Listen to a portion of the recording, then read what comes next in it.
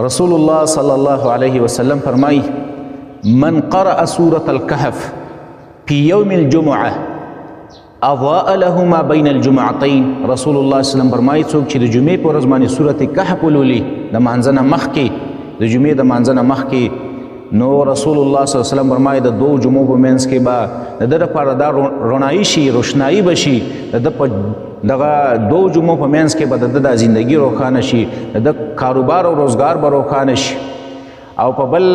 روایت کې داسې راځي رسول الله صلی الله علیه وسلم فرمایي من قرأ سورة الكهف في يوم الجمعة،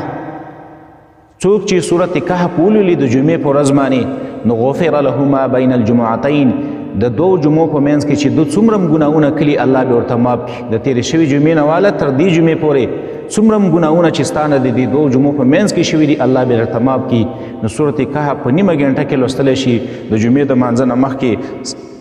هر ټایم کې ستا سره فراغت او روزګار وخت میلاو شو، نو د سورة کهف وایه د جمعې په ورځ باندې، یو خو به ستا دپاره دا رڼا شي د دوو جمعو په منځ کې، او دویم به ستا د دوو جمعو په منځ کې ګناهونه چې ستا نه کوم شوي دي لغزشات کمې زیاتې د نه شوی دی، هغه به تا د الله پاک